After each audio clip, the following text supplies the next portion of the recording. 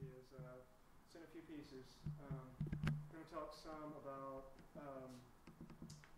Living Energy Farm, which is a project we're working on to build a fossil fuel-free farm community in Central Virginia, and about the impetus behind that. And then we're going to go out from there and sort of talk about how energy and culture, politics relate in ways that most people don't usually think about out to the big picture. With an audience this size, obviously, I'm going to be fairly casual, and we can, feel free to interrupt me and whatever. We can talk about it as we go. We can certainly talk about it some at the end. So I've written a number of things. The book on the left is a book I self-published, which I have with me, Culture Change, Civil Liberty, People, and the End of Empire. It's a lot about the relationship of ecology and politics. Perennial Food, one of my favorite passions is working with growing food on trees. That's what this book is about, growing and propagating. It's got a bunch of information about grafting, basically how to reproduce any tree you want to reproduce. And then Integrated Activism is actually being published by a real publisher. It's my first real publisher book, coming out in the fall. And I just learned last night when a woman said, "I already bought your book." It's like, oh, really?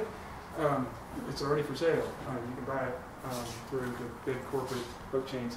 You know, with the book chains, I did not let Amazon go anywhere near it because they're evil bastards. But, this other one's a real publisher, so they're doing the real publisher thing.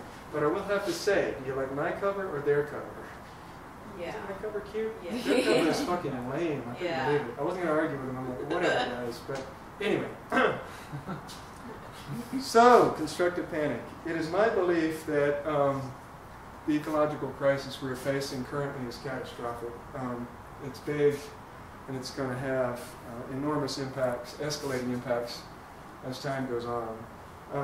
I feel like the situation we're in now is kind of like the passengers on the deck of the Titanic. The boat's sinking, but most people are like still listening to the music. The first lifeboats that left the Titanic were empty or had almost nobody in them because people just weren't responding. It is my belief that in that situation, the situation we're in, the morally and rationally appropriate thing to do is constructive panic, which is to have a response that seems socially inappropriate at the time, that is based on information that other people aren't willing to accept at that moment. The problem is that a lot of the mainstream environmental groups, they have constituencies. I have no constituency. But because the Sierra Club and Greenpeace and all these, they have to get donations, they have to keep the organization going, they have to say things that people are willing to hear, if not want to hear. So what's happened is the entire environmental problem has gotten shuffled off as a supply-side solution. If only we can find the right biofuel, put up enough windmills, it will all be okay. And it results in this supply-side thinking. We have an energy problem, is what people think. And that leads to, this is absurd enough, I don't really have to criticize it, it's the hydrogen and veggie oil-powered stretch Hummer.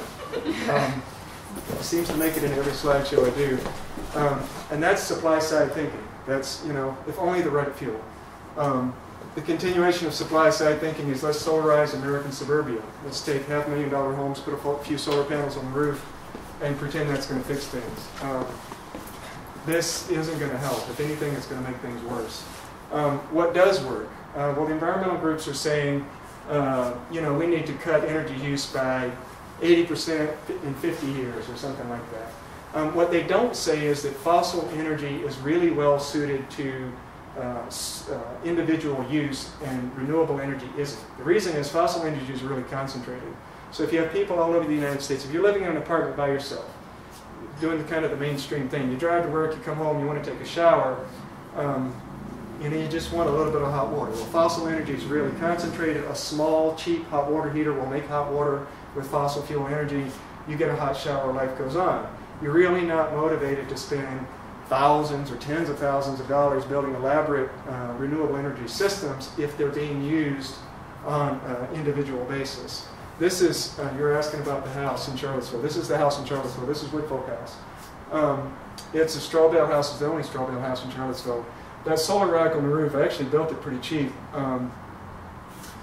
because I got the parts used. The point here is that renewable energy is really well suited to cooperative use. This house has very elaborate heating and water heating systems that are pretty expensive, but there's 8 or more people in the house. As a result, this house uses 90% less energy on a per capita basis compared to the American mainstream numbers. So if the environmental groups are saying 90% in 50 years, this is 90% right now. The combination of good insulation, it's in town, so you can live there. You don't have to have a car if you want, although some people do. And it's largely solar heated, although it does use a little bit of fossil energy. This is one of the more up-to-date buildings at Twin Oaks. Come on in. Hi. I spend a lot of time at Twin Oaks. I used to live there. Twin Oaks is not super focused on environmental issues. It's an older, somewhat more a community with a diversity of interest. But by the structure of the community, the fact that it's very communal, it uses a lot less energy. It's a little hard to figure the numbers there for various reasons. Somewhere between 60 and 80% less than the American mainstream average. This is Dancing Rabbit out in Missouri, about 90% less. They're a newer community, more focused on ecological issues. Again, the marriage of cooperative use and renewable energy is what actually works. It's not what the environmental groups want to talk about, but that's what actually works. To make renewable energy work, you have to find a good scale. It doesn't work on the individual scale. $10,000 solar water heating systems or $5,000 or $10,000 photoelectric systems don't make sense for an individual suburban home. For 10, 20, 30 people, that scale, they start to make sense and the numbers work really well. You divide the cost by the number of users and the savings really rack up. This is Dignity Village, not an eco-village per se, but a really cool community that I could not help but mentioning out in Portland, Oregon, where the homeless advocates and the homeless people for years hassled the city, setting up tent villages that the city tore down.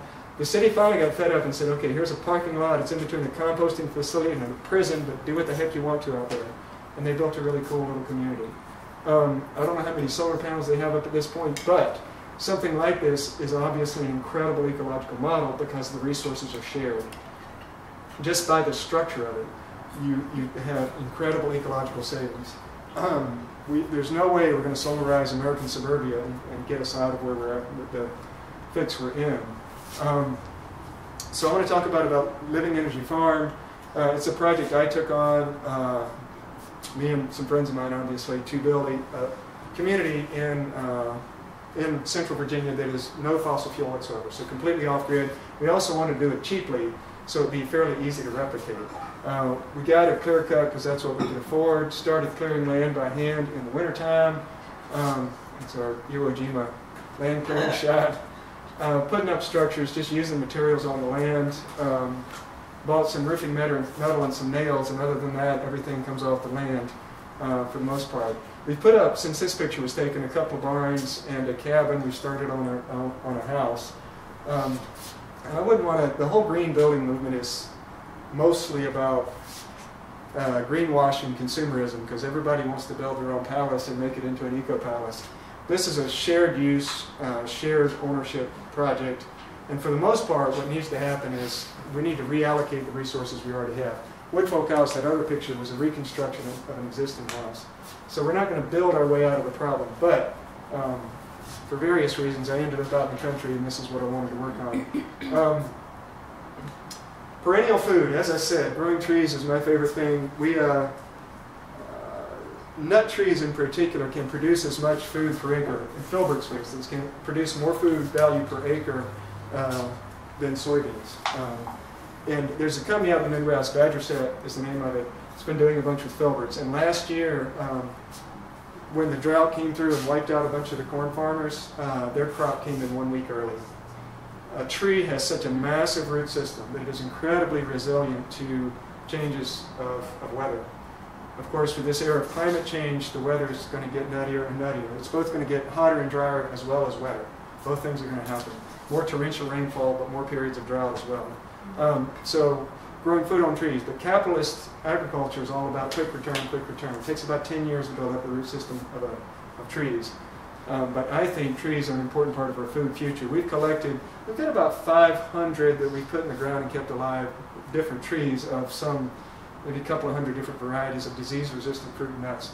When you buy an apple in the grocery store, it's been sprayed an average of 14 times with a nasty mix of insecticides, fungicides. Of course, all the non-organic food is sprayed. What's interesting is the organic stuff is also sprayed to hell.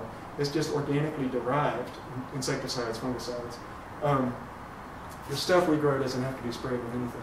what dominates the commercial market in terms of food production is not disease-resistant plants. If you plant disease-resistant plants, you don't have to spray.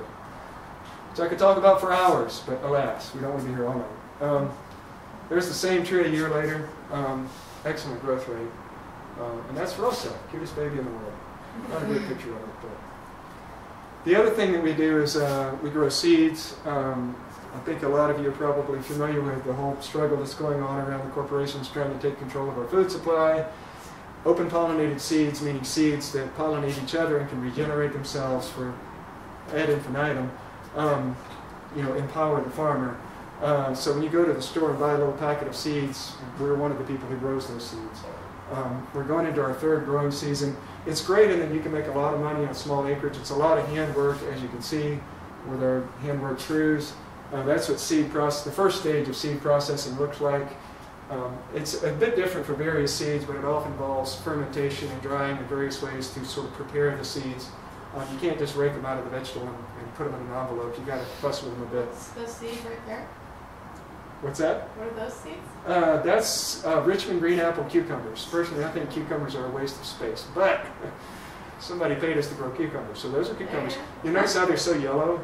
You let them way overripen in the case of cucumbers. You do that with some of the vegetables. They way overripen. If you're growing seed, if you're growing them to eat, you just eat them. To ferment it kind of thing? Or? Just to let the seed mature. Oh. You do ferment it.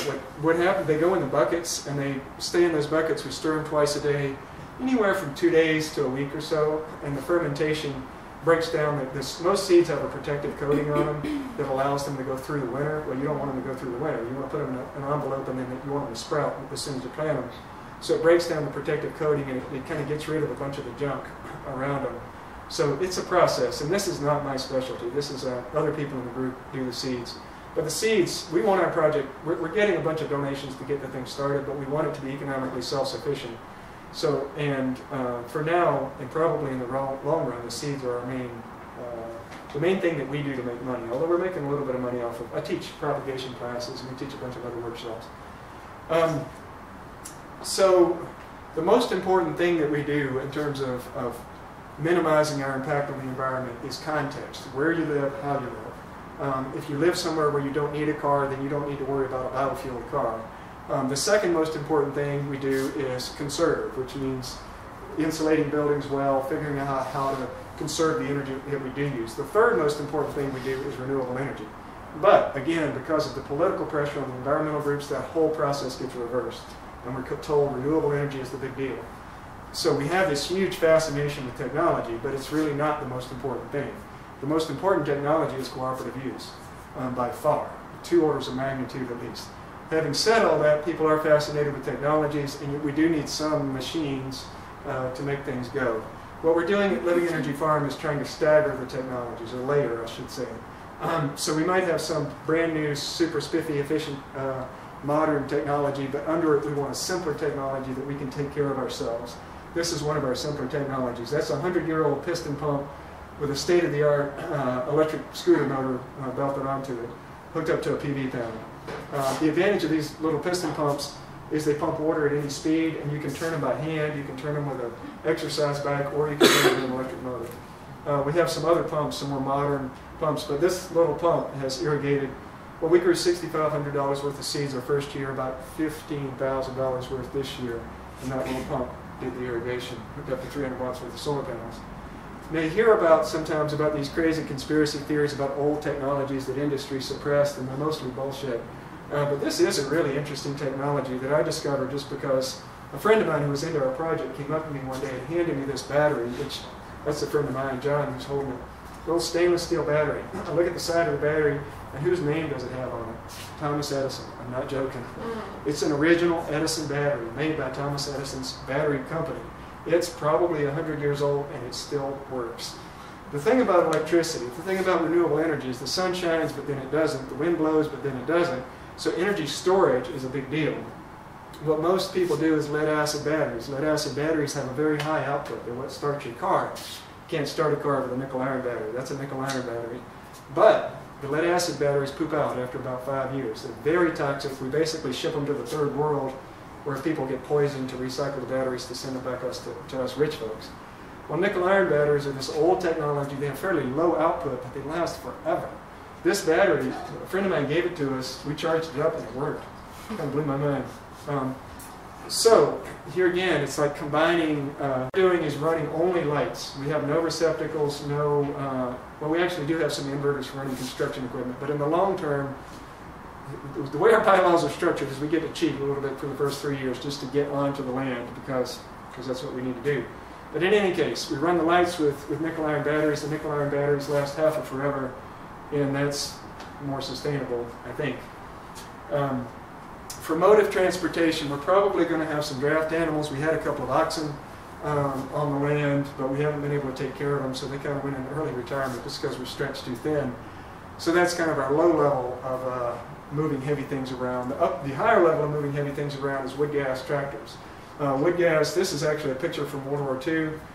Wood gas was widely employed in World War II. It's a technology not most people know about because people want to basically drive their car into DC or wherever the heck running biofuel, and that means ethanol or biodiesel, which means driving the price of food up, and now more than 1 billion people in the world are starving, in part because of biofuel.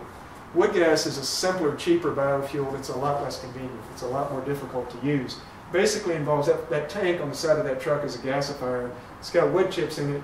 The wood chips are burned with a restricted oxygen supply, so you get this, the gas coming off the wood chips is still flammable. It's not smoke, it's flammable gas. Suck it right into the intake of the engine, it runs the engine. We have some wood gas machines set up. We're still working them out, but they'll be running this summer, I'm pretty sure. Solar cooking, that solar cooker is about that wide. It's not huge. It has the BTU output roughly of a gas burner on about medium. We cook on it every day, sunny day. Really easy to use. But here again, you're looking at context. Renewable energy in the right context is great. Outside of the right context, it doesn't work at all. If everybody's commuting to work and working in their little cubicle, you can't use solar cooking. It just doesn't, it's not practical. If you ask the question of how do we make energy support our lifestyle, you get a bunch of stupid answers. If you ask the question of how can I live with renewable energy, you get smart answers. How do you live with renewable energy? Is you live in a cooperative situation where I'll do the cooking and you'll go out and do whatever, the farm work for that day. And with that kind of cooperation, solar cooking is really easy. It works really well. Of course, solar ovens people are more familiar with. They also work well. We have some of those too. That's a somewhat larger solar rack. That's our main solar rack for running, does most of our work actually. And here again, it's the integration of systems that make it work. That's about 1,400 watts of solar power. During the winter, it runs the well. Or during the summer, it runs the well that irrigates our seed crops. But the way the irrigation system works is it pumps the water up to the house so we can have drinking water if we want it, but it runs the water through the house before the water goes out into the field, so we effectively get free air conditioning. Then in the wintertime, those same panels run blowers to heat the house. The mistake they made back in the 70s and 80s is they tried to design solar to mimic thermostatic fossil fuel systems. So they came up with these crazy, wacky-ass systems where they would collect heat, store it in big rock beds or tanks, and then like pump it back into the house at night, which means you had to have all this like storage of electricity to run all these big pumps, and it was a mess. Our system is much simpler. We use that big solar rack, which we need to pump water in the summer. In the winter, it's kind of just sitting there, so we run blowers to pump air. Air is much cheaper. Air-based solar systems are much cheaper than fluid-based solar systems, but they need more energy to make them run. Well, because the solar rack that runs the well is also right next to the house, it can run these pumps. We simply blow air off of solar collectors on the roof under the house, warms the house up enough. We can go 2 or 3 days of cloudy weather and the house is still warm. No fossil fuel. You set it up, those solar panels last probably, they decline at about 1% a year or less. So you're looking at a system that should run for a century or more. That's simply showing how we kind of construct the system where there's this nice thick wall of insulation, and right where she's standing is the big rock bed that goes in where the air blows through. And to make the point, most people in the world are already living pretty sustainably, not because they're environmentally enlightened necessarily, but because they have to. It's really the rich billion at the top that are messing the world up. And most of what American environmentalism is about at this point is about kind of justifying that lifestyle rather than asking the question, how do we actually live sustainably? If you ask the question, how do we actually live sustainably, It's not all that hard. What you're looking at is taking how most people live in the world, maybe adding a bit of technological sophistication to that, simplifying our lifestyle, and meeting somewhere in the middle. There's no technology that will ever take the place of a lack of modesty. But the mainstream current of American environmentalism these days is about justifying things that will never work. We're heading into a contraction economy, which we're going to talk about as we go along here. And the dark scenario is a billion or so, or a few hundred million people living sustainably, while some other billions starve and a few more billion live as slaves to the rich who are living sustainably, and we cry our hearts out for the poor people in the third world who suffer natural disasters. But the reality is, if you're just looking at it from a technological perspective, real sustainability, living at a level that we can sustain for centuries to come, is not that hard if you ask the right questions, if you're willing to challenge all these sacred assumptions about lifestyle. I think faster than that computer does. All right. So now is where we shift gears, kind of go out to the bigger picture. That was Living Energy Farm. At the end of the talk, I'm pretty happy to talk about green building issues or agriculture, all this stuff, or to talk about it to whatever extent I have information. But now I want to talk a little bit about how this relates to bigger issues of human cultural evolution and politics. There's basically, what happened is in the last few thousand years, we evolved in egalitarian bands. They were relatively gender equal. They were not socially stratified at all, particularly. In the last few thousand years, everybody has ended up growing into these empires, these big civilizations that are very stratified.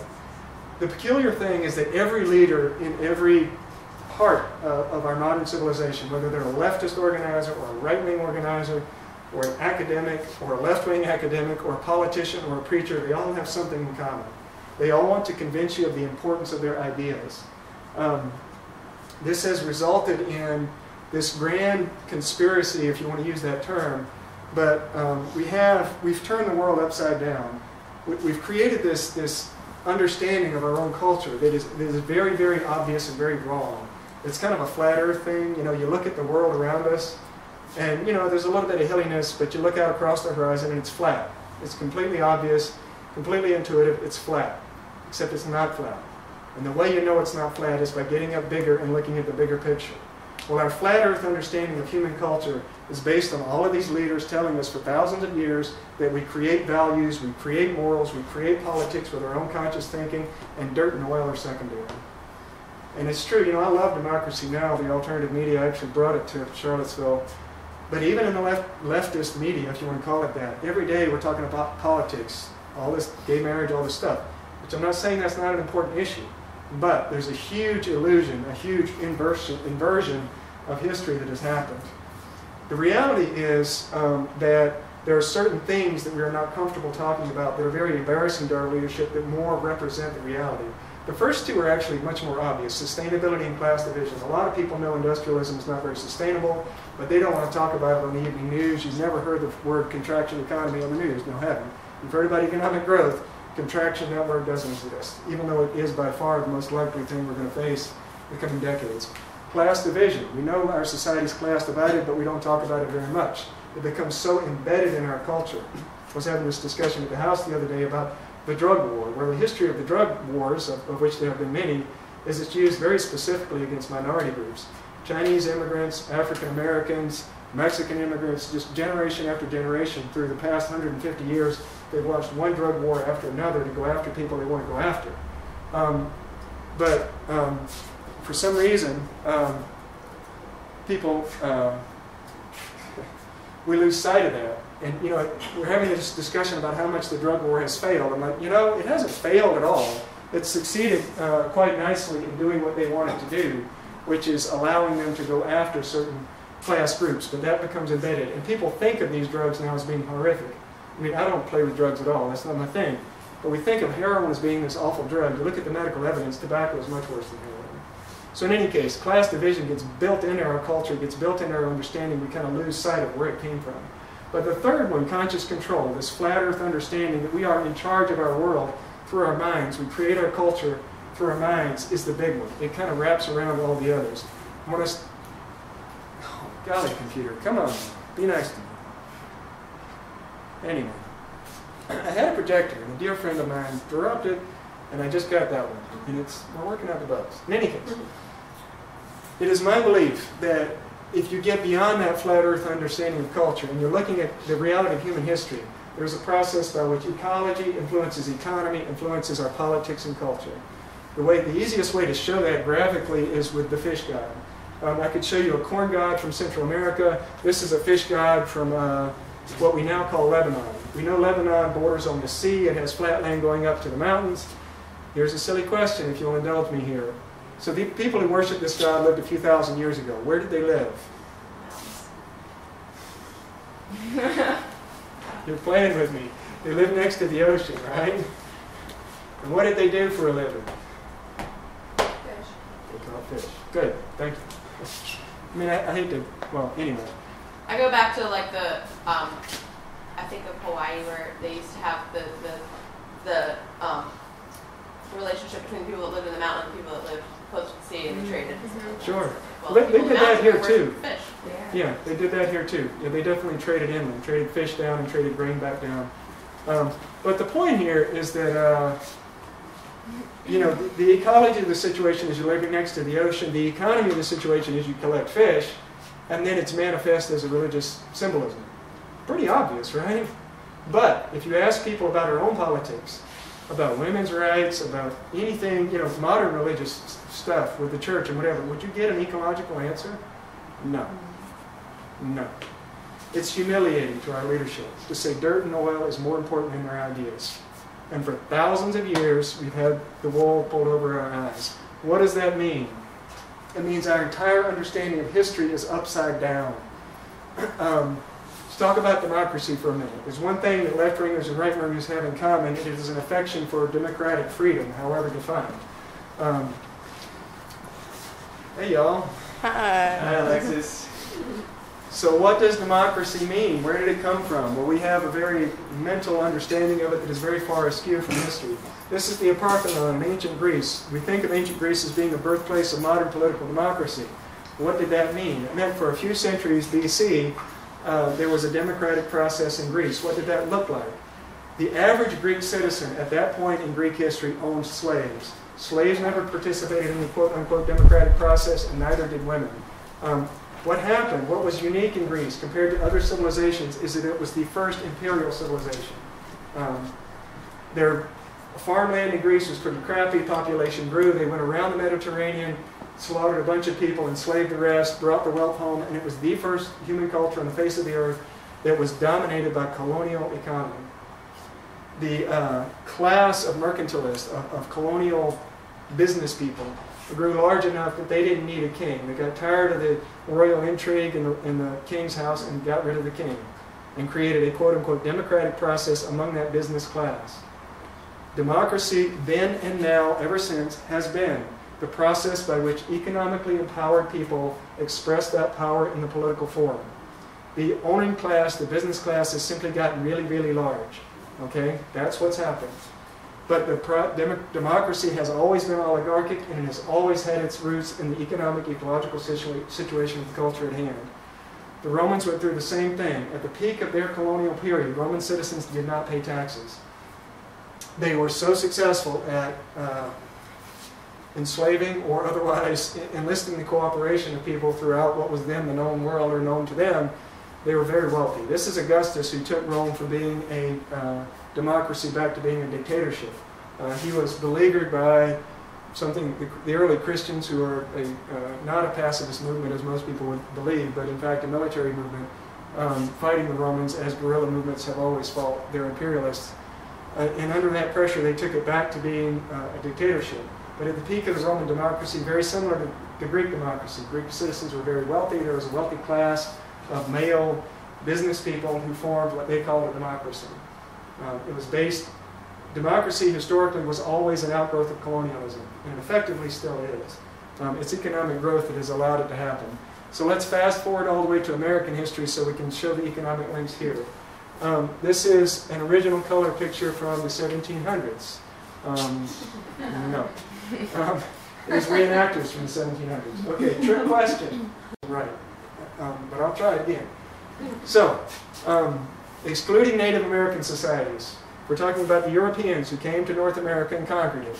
Among those colonies, among the new United States, when did women first have the right to vote?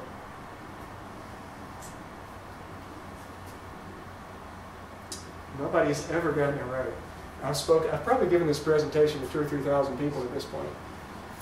Is that early 20th century, like 1918? Right. That's the trick part. That's suffrage. I think it was actually 1917 or 1918, somewhere right in there. That's suffrage. That's what we're all familiar with. Here's the trick. If you look at it anthropologically, across hundreds of ethnographies of hundreds of cultures around the world, in those cultures where women are economically involved, they tend to have a lot more rights, if not full equality. In those cultures where they are economically marginalized, they tend to be politically marginalized. If you look at it, even among the very simple hunter-gatherer societies, the African gatherer societies that they studied, I mean, they've suffered a lot in terms of their collision with industrial society, but they were studied particularly in the middle part of the 20th century. The Hadza, the Mbuti, which we call pygmies, the Kung in southern Africa, and all of these groups, the women actually gathered most of the food. And they had a separation of gender roles, but women participated in public meetings. You know, we have this very power-stratified society, so power doesn't necessarily have the same meaning to them. But for all practical purposes, they were pretty equal. If you look at the Inuit, the Eskimos who lived in the northern regions where men did all the hunting and women had to stay back at the igloo, the men were pretty much in charge. It wasn't as gross and ugly as like some Islamic societies where things get really out of control. But if women are economically integrated, they tend to be empowered. If they are marginalized, they tend to be marginalized economically. They tend to be marginalized politically. And warfare is another big thing. Warfare adds a lot to male supremacy, but that's another story. The tricky part about this question is back in the 1700s, before the Revolutionary War, in the colonies, women in a number of the colonies had the right to vote, had the right to inherit property, had the right to sit on juries, and the whole obsession with sexual purity that we think about the Puritans is not true. Just flatly not true. It was pretty normal for women to go to the altar pregnant back then, meaning to have premarital sexual relationships, and it wasn't that big a deal. It wasn't like you were supposed to do that, but it wasn't a big deal. Why? Because, or one of the whys, women farmed, men farmed. It was an agrarian society. Everybody worked in the field. Men took care of the kids. It wasn't a fully gender equal society, but it was more equal than what came later. What came later was the revolution. Kicked the British out, started industrializing very quickly. They tried to hire whole families, and the textile mills didn't work so good. Sent the women home to take care of the kids. Men got the paycheck. And then you have, this is called the steel engraving lady. You notice the really narrow waist, and she's kind of frail. Preachers, pundits, academics, politicians, everybody stands up and says, women are frail. They need to stay home. They need to not be involved in politics. It's really bizarre how it happens across the whole culture when these shifts, that so many people will get involved. It's almost like this intuitive thing. Oh, we need to shift gears now and change roles. It's pretty bizarre. As the 18... What do you think? Why is that? Do you have any theories about that? Yes. What I think is true is that these economic changes don't lead to, it's not like an automatic thing. Basically, there are social advocacy groups always who are pushing forward with their agenda. And what happens is you have these ecological changes regarding energy supply or whatever that hit the economic system, and then that creates opportunities for some social movements and cuts off opportunities for other movements. And you know, there's always somebody who's willing to profit for somebody else's exploitation. So when they find these little niches in history, they move. You know, and then a lot of people follow them. I mean, we'll talk about this more as we go along here. I think it'll make more sense. As the 1800s went on, the dresses got even poofier. There's a long, ugly story of what happened with the medical profession throughout the 1800s that we're not going to tell, but then it began to shift. By the end of the 1800s, women, the reproductive rates were falling, women were moving back into employment, this time in the margins of the industrial economy. You know, they were the secretary rather than the owner of the business, but they were getting more jobs, and not coincidentally, the dresses started to shrink and women started to gain more political power. By the 1920s, the flappers, this is an image of the flappers, women are allowed to go out and smoke and drink and have fun. This is when suffrage came. The United States was actually the first modern industrial economy to give women the right to vote. And interestingly, these shifts in women's roles had no correlation with presidential politics or conservative liberal shifts in the sort of political mainstream. The progressive era from about 1895 or so up until World War I, that was the most tumultuous progressive period the United States has ever seen. Women's roles were expanding, but in the 1920s there was a reversal. The conservatives came to power in Washington, had a firm grip. The progressive movement fell apart over World War I. They were split over it. They didn't know what to do about it. Women's roles continued to expand. In the 1930s, we see another reversal. The Great Depression hits. The federal government fires women, in as many as it had hired them, in favor of quote-unquote male breadwinners, whereas Roosevelt comes in, and it's a progressive period by some measure, but women's roles stalled or reversed. World War II, women move into employment in larger numbers than they ever have before, but war is a big mess, and women don't tend to gain much traction in that period.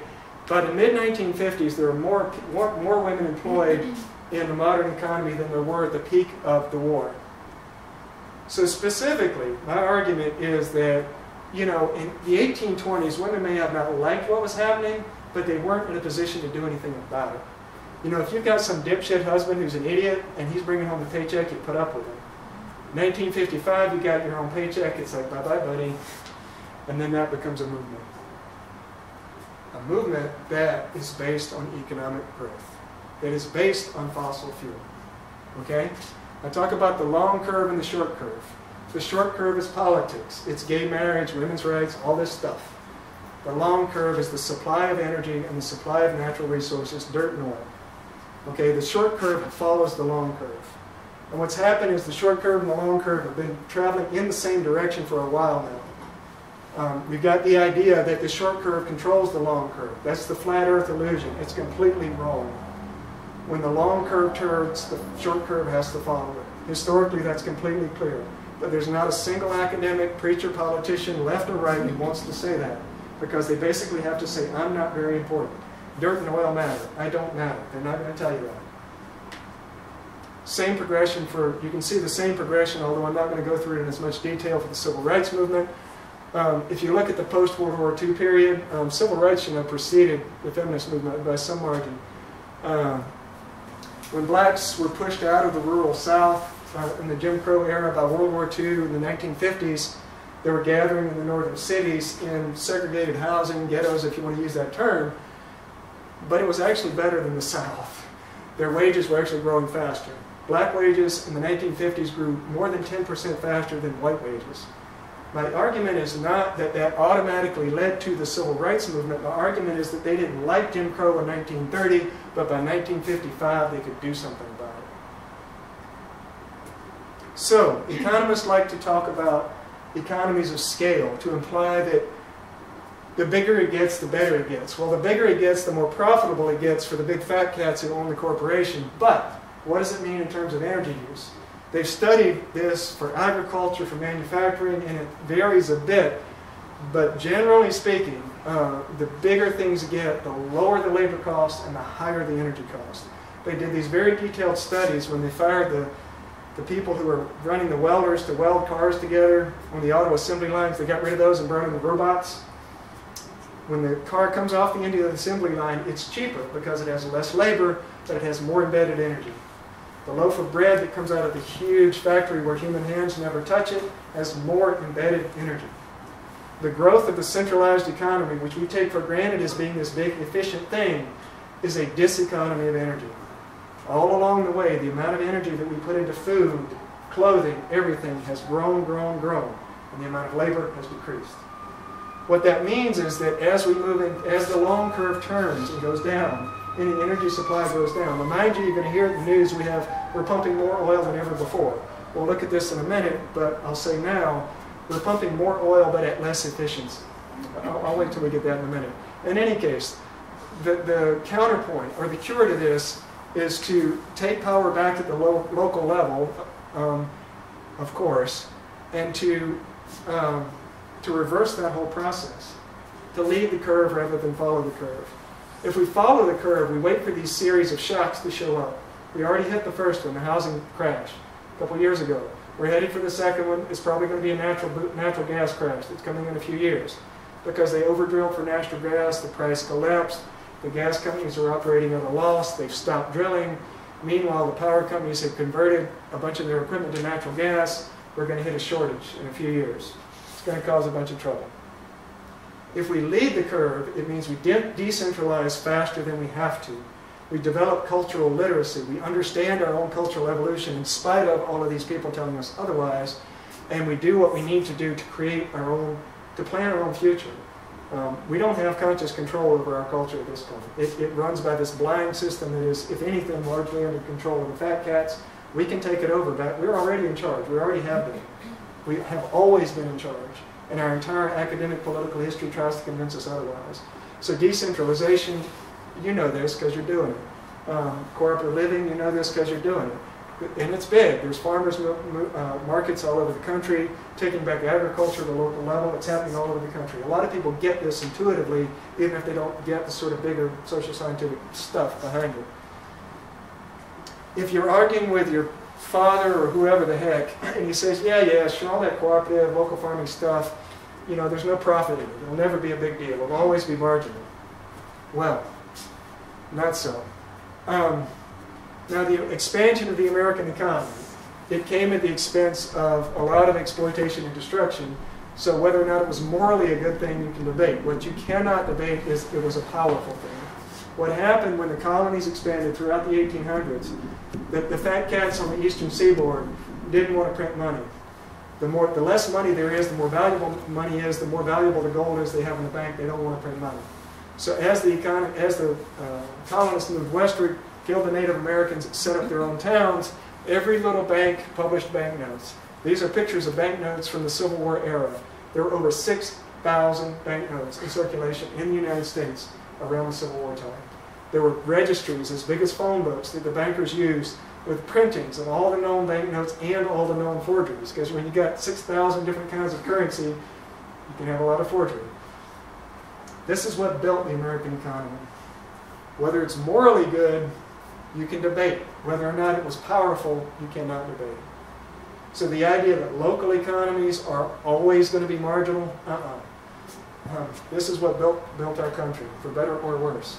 And what happens is that as long as you have a plentiful federal currency, as it happened in the Great Depression, local currencies grow up all over the place, overnight.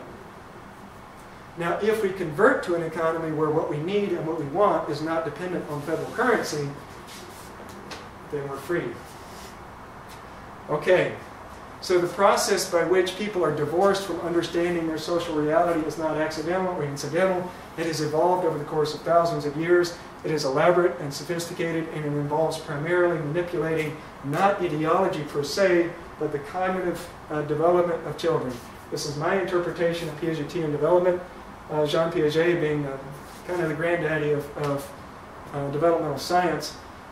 He had developed a set of theories around what he called centration, which is that small children are, they're not like little adults. They have cognitively very different ways, their relationship with the world is very different.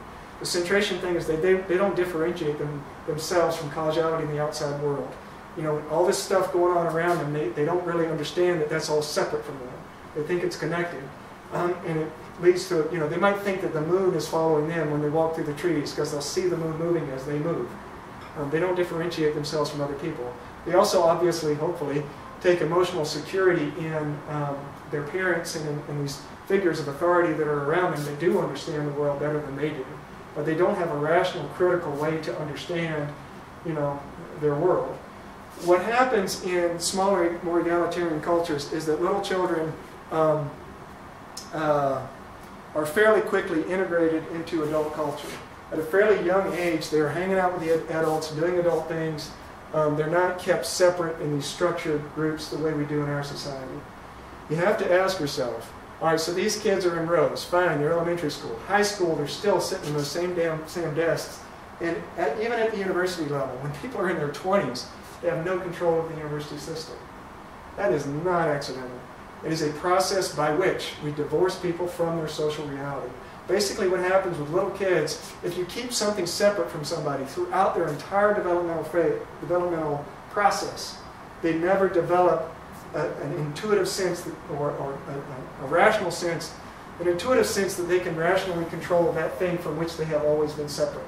It's a manipulation of the cognitive structures of how our brains are wired. You know, we rationally think about toasters, airplanes, machines, because we're allowed to do that.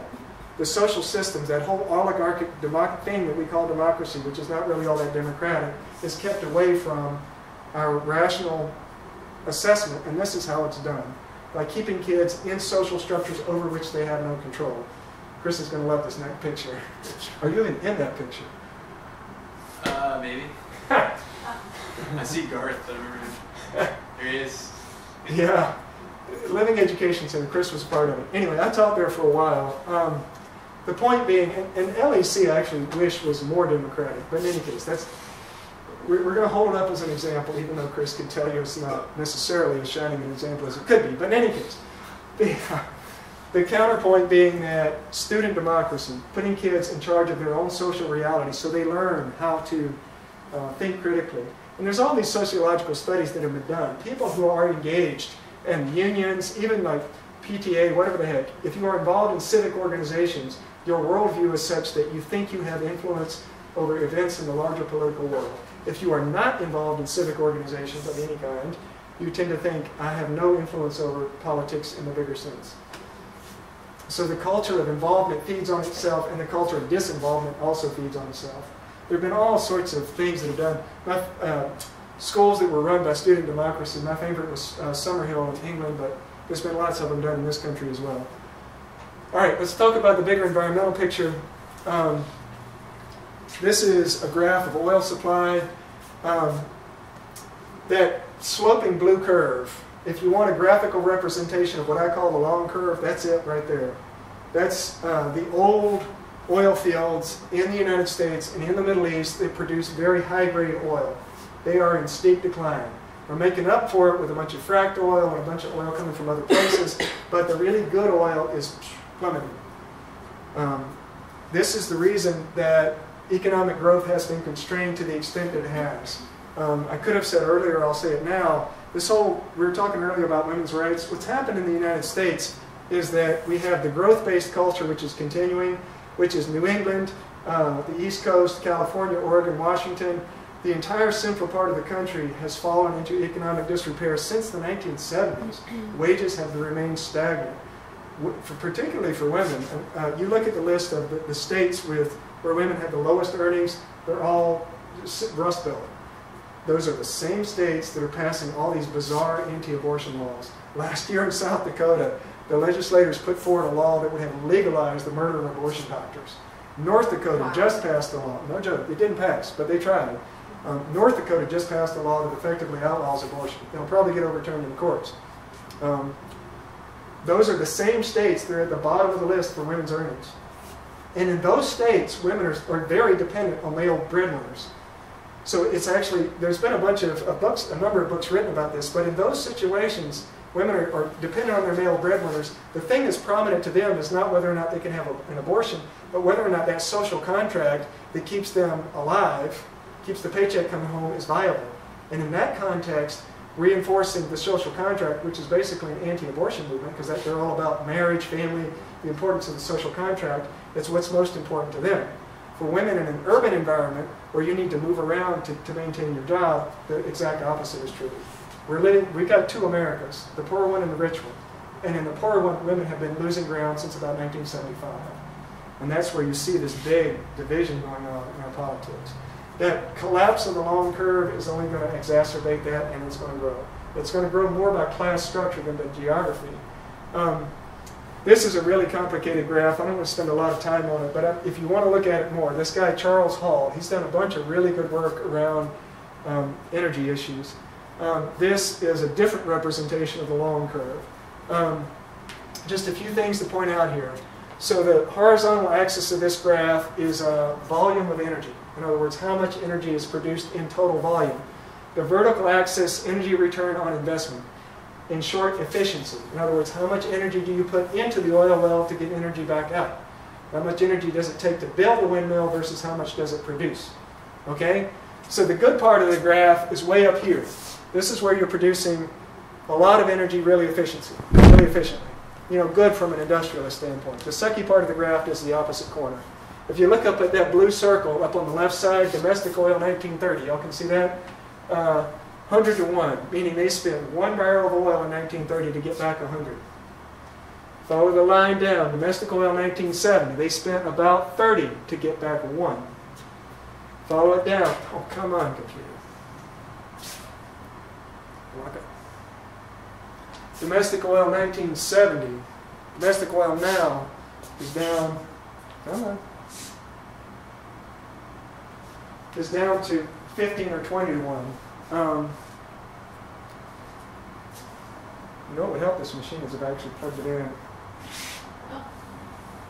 It'll come back in a minute. I'll pretend the graph is there. I've used this graph enough, I know it's there. I'm going to have to back up. Oh, my goodness.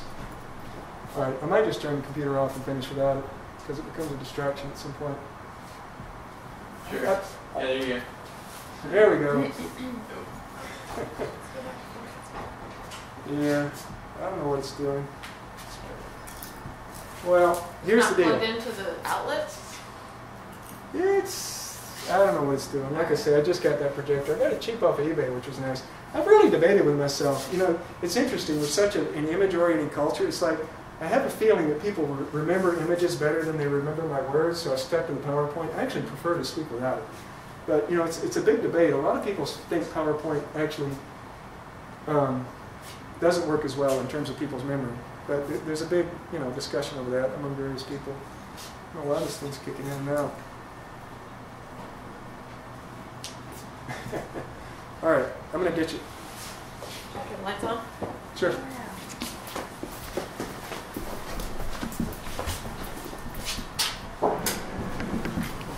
Okay, so I know that graph well. I'll just tell you a little bit more about it. You can't see it right now. But you can see it on the little computer. Yeah, let's look at it here. This is a small enough audience.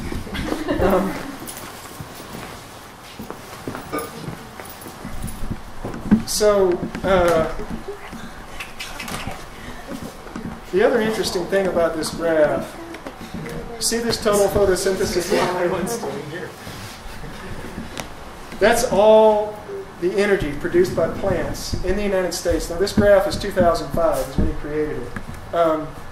If you take all the corn, all the soybeans, all the wheat, all the rice grown in the fields, then you go out in the forest and you pick off every leaf off of every tree grown in a single year in the United States, and you burn all of that energy or extract all of that energy. That's where that line falls.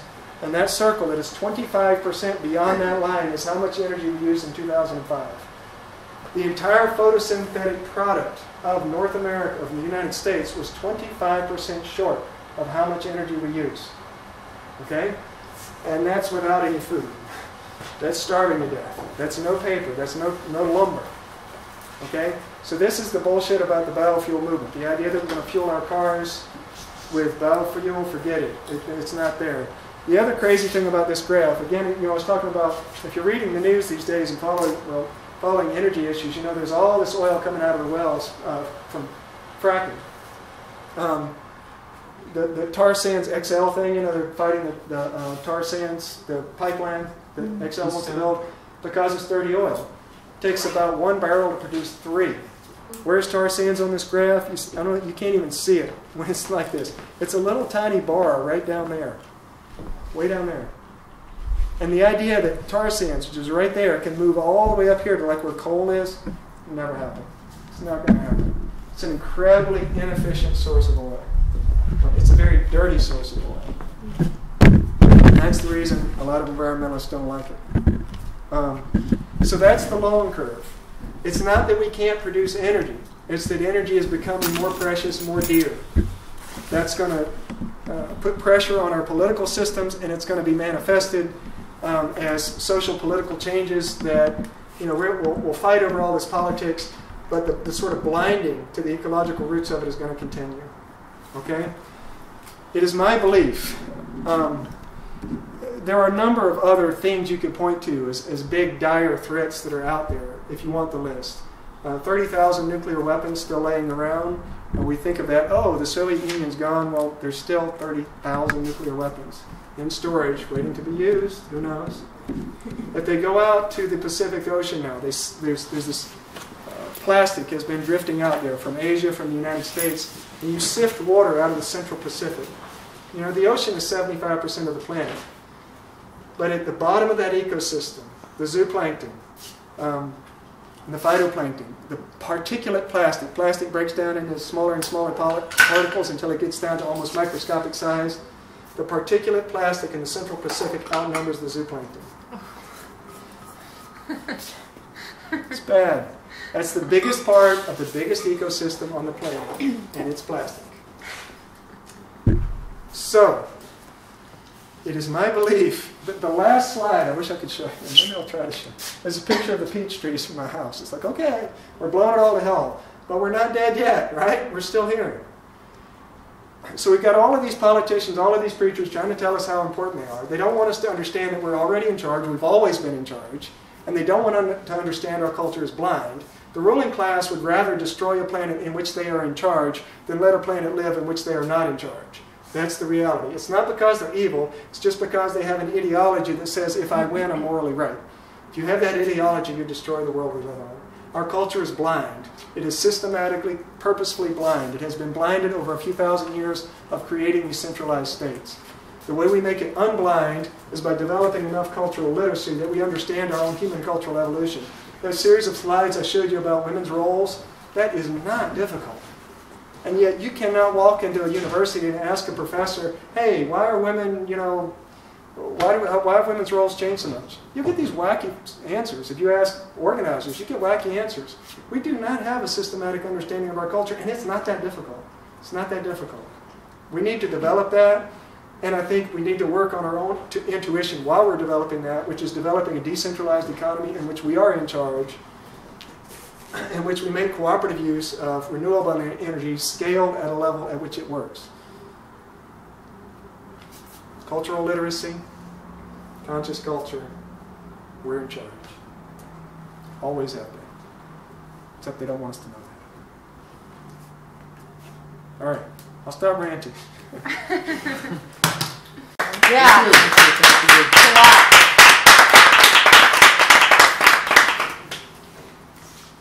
Questions, comments, thoughts? I just wanted to see if you had heard the latest on colony collapse disorder.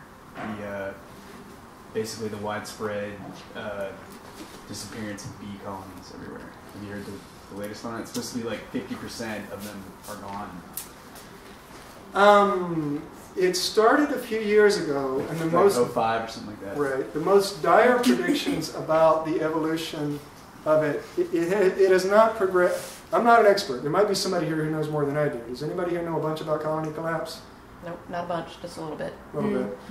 What I know is not a lot, which is it has not been as bad as they thought it might be so far. Mm-hmm. But when you realize what they're doing with the bees, it's no surprise. I mean, it was only about 15 years ago when the bees in Florida were Florida bees, the bees in Oregon were Oregon bees, and the bees in New England were New England bees. What they're doing with them now is they're putting the poor little bastards in trucks, they're shipping them all over the place. They're all from the south, right? What's that? They're all from the south, somewhere. I don't know that, but maybe they are. That's what I've heard. Yeah. And the use of pesticides has not declined.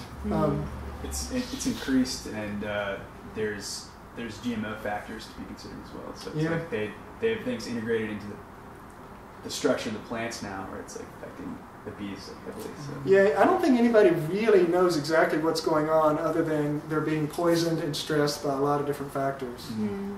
I'll show you this article I read today when we go back to the house about the GMO factor. Like they pinpointed this thing that's like a major presence in the GMO. Well, they came up with the butterflies. When they first GMO'd the corn, it was killing the butterflies. Right. It still is. Right. They put toxic genes right into the damn plants, and then all these wild pollinators can't make it. The other interesting thing about honeybees is they're actually not native to North America. They're an import. Mm-hmm. If you've got a diverse... When were they imported? With the Europeans. Okay. But when you've got a diverse ecosystem, you've got a bunch of pollinators. Mm-hmm. So you're not dependent just on the honeybees. Mm-hmm. I mean, if you go out in my yard, I mean, I do a bunch of fruit trees. You go out in my yard, there are more different kinds of bees than you can count, which is good. But, they're shipping them all over the place because of industrial agriculture. So if we decentralize agriculture, it's, you know, I hope we don't lose the honeybees, even if they are imports. They're nice little guys. But if you've got a diversified system, you've got a lot of pollinators. It won't hurt you. Industrial agriculture is just messed up. I don't need to tell you guys that. You know that. I mean, it's messed up in so many ways. I mean, the worst of it, frankly, the animal confinement systems scare me far more than the bees. The problem with the animal confinement systems is, I mean, ethically, it's horrific. But it's also, they're still pumping huge amounts of antibiotics into these animals. You know, you get all these colds and flus that go around. Those are animal in origin. They come out of Asia because in Asia, people are still living with the pigs in their houses, basically. So they're passing these viruses back and forth so the viruses can mutate, and then they jump from Asia and go around the world. Except they're also hitting these CAFOs, the confinement operations, which are horrific disease-breeding machines where they can, where they're feeding them antibiotics, the same antibiotics we try to use to stop disease, so then they become antibiotic resistant. The overall resistance just gets super. If you want a disaster scenario, it's more from antibiotic-resistant bugs, in my opinion. But, you know, we are going to destroy ourselves if we don't get hold of this thing of not being able to make the thing. You know, small groups of humans can be intelligent. Individuals can be intelligent. We've never had a large group of human beings that was intelligent, socially intelligent. Never done that. You know, that's the challenge. And it's not going to be fixed after the next collapse, whatever that collapse is, whether it's slow and grinding or big and ugly. I don't know what's coming. I know it's contraction. It's got to be, because energy supply is going to contract. But even after the contraction, we're still faced with the same problem. How do you make groups of people socially intelligent? That's the problem we have to solve. But as things get stirred up, a whole lot of people who are right now very complacent are going to be coming to you and me and saying, what the hell's going on? All these people, you know, when they lose their job and lose their SUV and lose their Hummer, lose their house. Anyway. Just trying to like organize what I just heard you say. But so we're in control. We've always been in control, but we think that we're not. And we were conditioned as children. I certainly was in public school to believe that there's a separation between like us and them, or like the people that are in control of they, whoever they is. Who are they? But we are them, depending on who we choose to be. And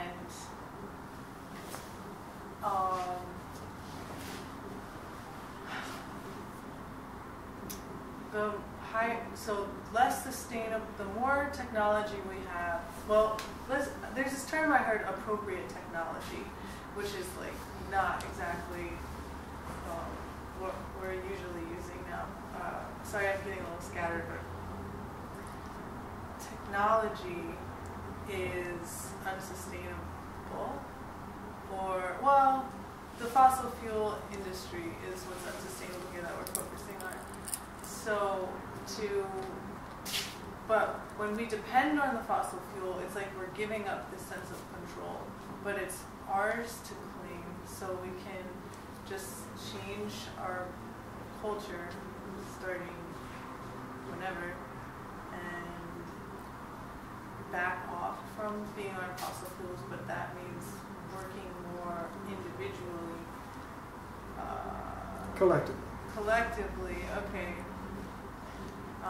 But more physically, because a lot of the work that the fossil fuel products are doing is a lot of the physical work. Replacing labor? Yeah, like labor. That's a piece of it. I mean, we think of politics as driving everything else, and it's really more the opposite. So the long-term picture of how we create the culture we want, like say we want a democratic society 100 years from now, is by putting in place the economy and the ecology that will support that democratic society. If you look at it historically, the rainfall-based civilizations were much more despotic than the ones who had the river valley civilizations were much more despotic. In other words, they got this little piece of land in a river valley, which is the Indus River Valley, the Tigris Euphrates, the Yellow River in China, versus the rainfall-based civilizations. In other words, power was ecologically dispersed by the nature of where people were living. Where there's rainfall-based agriculture, you tend to have a less stratified political system because there's economic empowerment built into the system. Understand what I'm saying? So if we want a democratic society 100 years from now, we don't have to ask anybody's permission. In fact, there's nobody else can do it other than us. We simply have to put in place the localized economies that distribute power at a local level. And those local cooperatives are not inherently enlightened about gender, race, whatever.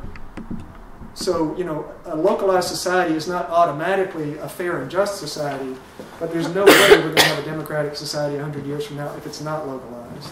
Understand what I'm saying? In the bigger picture, we create the culture of the future by what we do, at the grassroots level. And it will be more physical, but that's machines that make things easier, that's fine with me. I mean, these things are going to go away. They're toys that we're using for now. But to a certain extent, it'll be more physical. But a good water pump, that's fine with me. A good bicycle, great. I don't know. There's a lot of different ideas about what technological level we can sustain. A lot of people think we can sustain this huge hydrogen economy. I think that's bullshit. I think it is going to be a much simpler economy. But it's not the physicality of it that defines it necessarily. It's the local empowerment.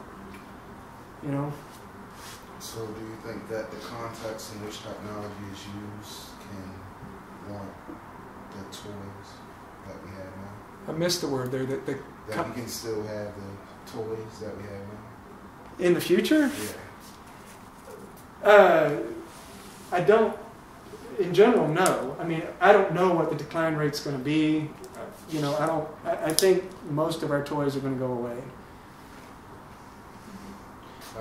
Have you ever heard of a natural law economy or resource-based economy? No. Well, it's basically, instead of using money, we just use resources. Mm-hmm. So there's no middleman or that tool used in order for us to relate to each other as far as distribution of everything. That would be localized. It would have to be. It would be decentralized. Yeah. Like I say, I think a lot of people are thinking along these lines, coming at it from different angles. I mean, I'm trying to sort of synthesize it in with a bigger picture of history, because I think that's helpful. But I think a lot of people have similar ideas.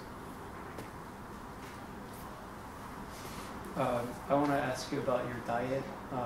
Chris told me you're vegan, and I was wondering if you could talk about how that ties into your beliefs. Because you talked about growing food, perennial foods from trees, and how does that tie into sustainability? Are there links for you, or is that a separate? Oh no! It's one of the big issues. I'm vegetarian at this point, not vegan. Okay. And that has more to do actually. I mean, my partner Deb, who you saw in one of those pictures, she lives in Twin Oaks. When I lived in Charlottesville, I was buying all my own food. I was vegan. I get to Twin Oaks, and I'm kind of relying on them. They're rural. It's like milk instead of soy milk, but still vegetarian. To me, the point is not whether you eat a small amount of meat or not. I mean, I grew up a redneck. If it walks, crawls, or flies, I've shot at it. It clearly Groundhogs. No, we used to shoot at each other just for fun, but that's another story. So, I could argue the sort of ethical equality with lesser beings, and that's a complicated argument. What's not a complicated argument is the pyramidal nature of ecosystems. Lester Brown, who's not a vegetarian, said it, and I can't remember his numbers exactly, but roughly, approximately, if everybody in the world ate the American diet, we could feed about 2.5 billion people globally. If everybody ate the Italian diet, it's about 6 billion. If everybody ate the Indian diet, it's 10.5 billion with current food supplies. That's why I'm a vegetarian. 7 billion people cannot eat a bunch of meat. What happened? Gandhi's words: "The cattle of the rich eat the bread of the poor." And the thing, I don't want to get off on any big rants about the whole grass-fed thing, but frankly, it drives me bananas. Because it's like the green building thing. It's like it could be cool, except it's being sucked down this hole of greenwash, where rich people want to eat their fucking pork chops 3 meals a day and think that's okay.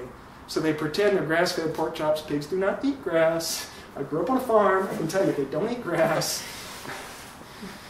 So the pyramidal nature of ecosystems.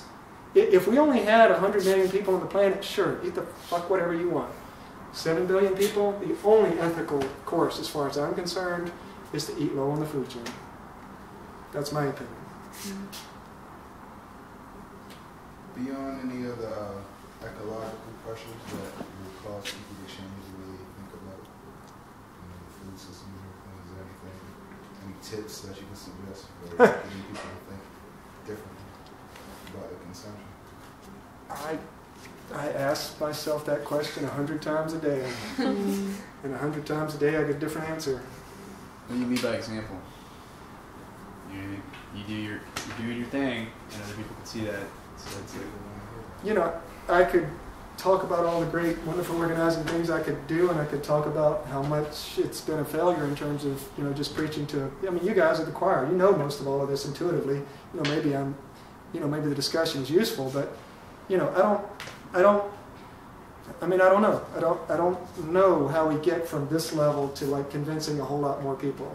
I mean, I have fantasies of traveling in the third world and giving this speech, of trying to organize, you know, just people who are down and out in this culture in the cities. I don't know. I mean, I've had a lot of ideas. I mean, you know, the sort of localization movement is global. I mean, in India, this has been going on for years. Talk about Monsanto and their fucking GMOs. You know, in India, the farmers get together and they go out to the research stations and they tear the whole fucking thing apart.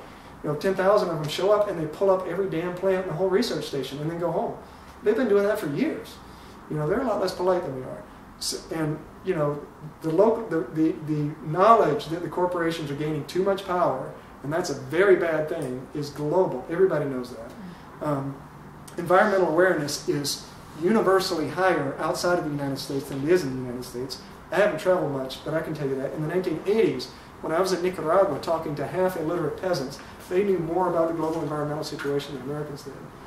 I mean, Noam Chomsky points out, our culture, because we are the military defenders of the empire, there's a global industrial empire, and we are the military defenders. We provide soldiers for the whole thing. You know, the Europeans and the Australians, all those guys are out on our backs. We're the ones who defend it. That's the reason we have the big military budget. And that's the reason our culture is so dumbed down. That's the reason all of our movies are about stupid shit instead of politics. That's why. So, you know, it's not surprising to me that it's probably weakest here than anywhere else in the world. You know, even in Europe, there's a lot more going on.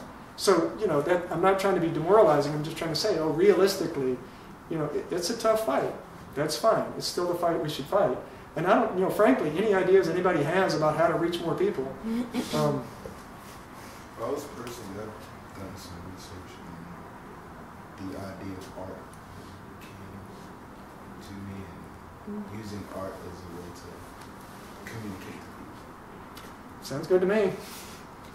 I mean, certainly the art scene in Baltimore is certainly out of control. So, yeah. I'm wondering about water. Do you have thoughts on like clean water, future? Like we went to this appropriate technology thing she was talking about, and they had this plant moringa. And have you heard of that? Moringa. It's like being sold as a superfood, as like a green thing, but the seed is used in third world countries to purify water, and they mash up the seed, and then they put it in the sun with a quart of water for like a certain number of hours, and I want to say in the sun for a day. Anyways, I wanted to share that with people because that was pretty interesting, and I was only familiar with the plant as like a green like supplement kind of thing, but you can grow it here, but you have to bring it in the winter. Yeah. But like clean water, you know, I have a pump filter, okay, that's great, but then like in long term, like... Yeah, I don't, you know, yeah, I'm quite, you know, I was reading State of the World 2011 coming up here because a friend of mine gave it to me, and I swear to God, I almost threw it through the train window, because I'm reading this whole book, and the whole damn book is about how fucked up things are in Africa, and about how we need to help Africa, and all these kind of interesting, cool projects that are going on in Africa. Except, I mean, about water specifically, the planet is 75% water. There's a lot of water out there. But, you know the United States exports a lot of food? Do you know who the biggest importer of food in the world is? The United States. Do you know what, by far, by an order of magnitude, an order of magnitude is tenfold. Do you know what the tenfold magnitude, an order of magnitude, the biggest user of water globally is? Agriculture. What happens is we grow a bunch of grain, but the whole global economy now is all linked, except for a very few people living way the fuck out in the middle of nowhere in the Amazon jungle. 99.99% of the people in the world are buying their food with money. Grain is cheaper than meat and fresh fruit. Americans are importing huge amounts of meat and fresh fruit and fresh vegetables and exporting cheap grain, corn and soy and rice and wheat, not that much rice, that feeds people all over the world. So people all over the world are eating 3 meals a day of whatever cheap grains they can buy, using the best land. You know, I haven't done this lately, but there's the UN trade matrices. Go look at those. It shows that it's numbers that show the movement of resources from every country in the world to every other country in the world. And it's a bunch of numbers, but it's pretty fascinating. Go look at the exports of beef and charcoal out of Ethiopia, Sudan, Sub-Saharan Africa. These places we think of as being fucking basket cases, they're sending huge amounts of very expensive luxury products to Europe and the United States. My point is that I don't think we have a water problem. I think we have a control of a water problem. Okay? If fat cat corporations are gaining control over the fresh water supplies to grow beef and roses for rich people in Europe and the United States, we have a water problem. If ordinary people all over the world say, we want to control our local resources. Now, granted, there are places in the world, the Middle East has the worst water problems. They're doing some crazy stuff. But most of the water problems, the food problems in the world are not about production. It's about distribution. There's a book printed back in the 70s that's still as relevant as ever, How the Other Half Dies, Susan George, The Real Reasons for World Hunger. Great book. It'll change the way you look at all that stuff. It's about distribution. It's not about supply. What's the book called? How the Other Half Dies, Susan George. She wrote a few books, all of which were great. But that one in particular is a mind blower in terms of, she goes through famine by famine. I think another one that goes back even further is Mike Davis' Late Victorian Holocaust. It's all about how the Third World was created in the 1800s. Somewhere between 30 and 60 million people starved to death between about 1870 and about 1900 because of the colonization going on in the Third World. And those areas that suffered the most were the ones that had the most development. The areas in India where they put in the rail lines and put in the modern farms, modern for 1870, had huge die-off rates. There was a set of weather disturbances that happened around the world at that time. And the areas that still had their traditional agriculture in place, they suffered, but not as bad. What do you think of the relationship between population expansion and, I guess you'd say, food availability, or if there's improvement in the availability of food, how do you think that will affect upcoming future population expansion? Yeah, so that's another reason I wanted to throw that 2011 State of the World book through the window, because they're saying population is going to grow and we need to feed growing populations without answering the question, why do human populations grow? Yeah. There's a whole chapter. By the way, that new book, which I showed you, is actually, I told you, it was for sale. There's a chapter in there about this. But in any case, there's this bizarre thing that's happened in the social sciences where there's been all this historical, archaeological, ethnographic information that's been put together that contradicts our ideology. So it's ignored.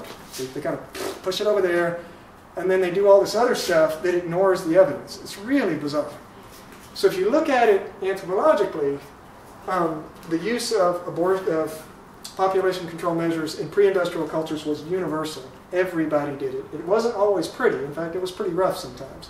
Infanticide, abortion, all kinds of stuff. Now, of course, we have nuclear bombs, so I don't know if we can judge people for infanticide. But the reality is that most pre-industrial cultures tried really hard, and a lot of them succeeded at limiting their growth. What happened was the whole colonial era came along, and the colonialists wanted population growth. You know, you look at that curve of human population growth, and it goes up like that. And everybody, including all the liberal environmentalists, and it drives me bananas, has this Malthusian assumption that human beings, if given more food, breed. It's Mathis. Mathis was a reactionary Christian operating in the Victorian era in England when they were hanging 12-year-old kids for stealing a loaf of bread. Balls to the wall class warfare. And in that context, he said poor people are poor because they breed too much. That's become this so embedded in Western thinking that we can't seem to think any other way. If you look at the history of it, it's actually really pretty stupid simple. We choose. And this colonial culture that overwhelmed the world wanted babies. Soldiers, workers, slaves. Soldiers, workers, slaves. Consumers, too. Consumers. Sure. That's why we've had a population explosion. It's not genetic. It's not human nature. Now, it's already in place, so how you turn it around is a whole different question. And at that point, I agree with the more mainstream environmentalists or the more mainstream development organizations that, the single most effective contraception in the world is employment opportunities and education for women. But I would add to that, unraveling the colonial religions. Catholicism is the most evil thing on the face of the earth, hands down. Close second is Islam. They are imperial religions that are designed to destroy the planet in which they are in control.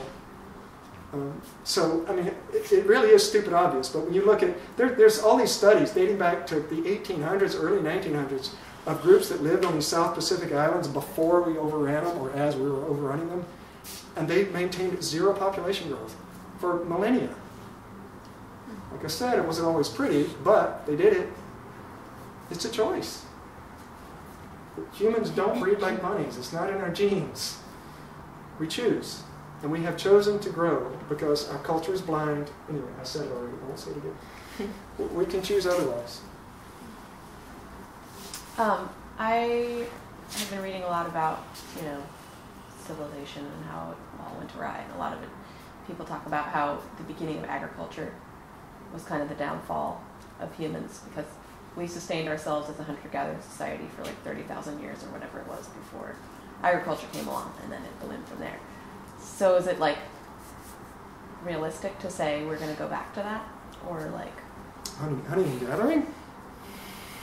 The globe could probably support globally maybe 10, 50 million hunter-gatherers. So if we allow or kill off, I don't even know what our population is right now. A lot of people would have to die. But I don't think, you see, it's a little complicated because it is true that agriculture paralleled the development of male supremacy, militarism, civilization, a lot of this stuff that we don't like necessarily. But the idea that it kind of just caused it is no. The reality is we are going to be agricultural unless we all die off. And farming didn't cause stratification. The whole thing that caused stratification, we can talk about it if you want to take the time, but it wasn't farming per se. Farming itself is not evil. It's funny because the guy, I'm not going to remember his name, Against the Grain, who wrote that? Manning. He's one of the ones promulgating that. He's an avid meat eater, totally grass-fed beef, brags about going out and blowing up elk with his high-powered rifle. But if he wants to shoot an elk, that's his business. That has nothing to do with global hunger issues, The reality is we're going to be agricultural, and we can be agricultural and be sustainable and peaceful and all that stuff. I love the fruit tree thing, growing food on trees, because zero soil erosion, incredibly resilient plants. And in fact, if you look at the poor people, particularly in tropical areas, they've always grown a lot of their food on trees.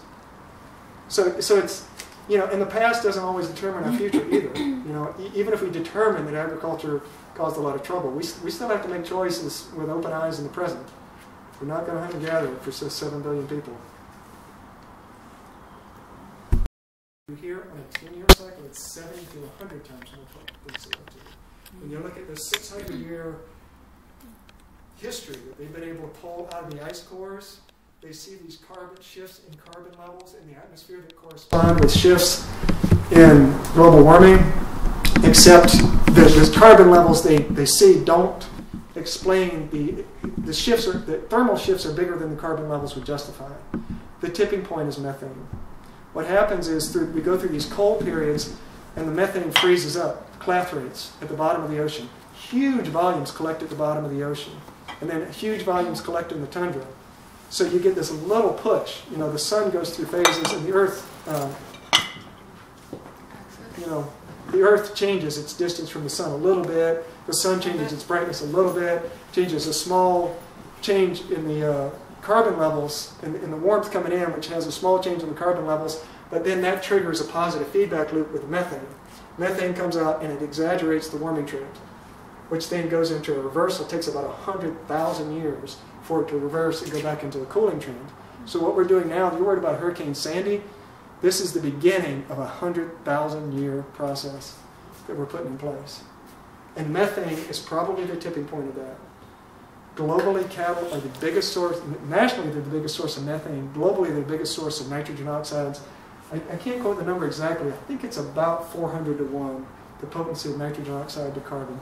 So nitrogen oxide is third on the list in terms of greenhouse gases, but it's huge potency. Cattle are the biggest source. Grass-fed beef is an evil. It's just Americans like, I'm going to solarize my suburban home. I'm going to drag a biofueled Hummer, and I'm going to eat grass-fed beef.